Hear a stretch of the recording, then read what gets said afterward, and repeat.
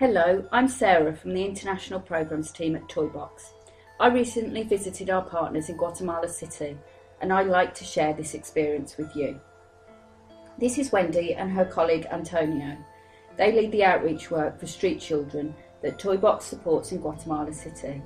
This outreach includes helping a group of street children and young adults to wash and cut their hair while checking in with them to see how things are going. When I accompanied them, the work took place in Zone 4, one of the most dangerous parts of Guatemala City. Wendy and Antonio explained what would be happening. Some responded enthusiastically, others ruffled their hair and said, "Not me!" In that moment, I was transported to the upper room, to that final Passover meal that Jesus was to celebrate with his disciples, before one of their number would hand him over to the authorities and his passion would begin.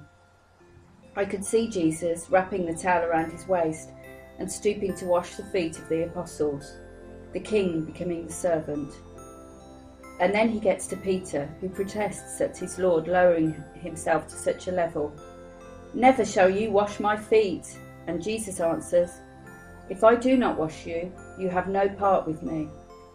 Faced with this option, Peter exclaims, "Lord, then wash not only my feet, but also my hands and my head." Would these young people have a similar journey? Of course, this activity is about so much more than merely the physical well-being of these young people. It is, in some ways, an entry point. Through this activity, the team are able to check in with young people and respond to any needs they might have. As a result of this meeting, they may identify referrals that need to be made to other agencies. It's also a great opportunity to identify new arrivals into the street community and take any appropriate action to help them. One of the outreach team and some of the young men fill buckets with water from the fire station across the road. Like Peter, despite their protestations, soon the group were leaning forward to have water poured over their heads, and sachets of shampoo were opened, and the group began to wash their hair. Some of the young people had lice, which we removed using lice combs and rinsing them off when we found them. The paper recycling shop across the road let Wendy plug in her electric clippers so she could set up a makeshift hairdressers. Nadia is 27 and has lived on the streets since she was 8 years old. She has 3 children, but none of them lives with her. She said that she feels rejected on the streets by people who shout abuse at her. But amongst the abuse and the catcalling is the outreach team. She says that she feels respected by them because they treat her like a human being. In this activity, I saw what Jesus not only demonstrated but called us all to do, to serve each other. To wash the feet of the guests of the house was the work of the household servant, but when Jesus did it, it elevated these poor, uneducated followers to a state they could never achieve on their own.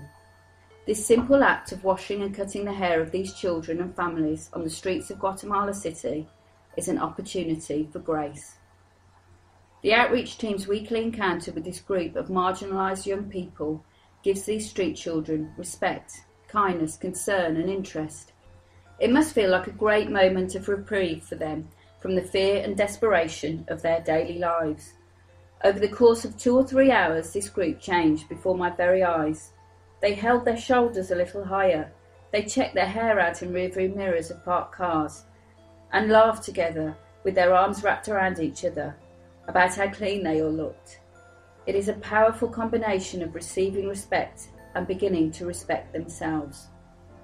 Loving God, we thank you for the opportunity that we have as workers for and supporters of Toybox to be your hands and feet in the world. Thank you that we have the opportunity to impact these children and young people at such a powerful and deep level that for a while they know that they are valued and loved. Help us, Lord, to say yes to you, to the stirrings you make inside each one of us, to do your will for those who need our help. Amen.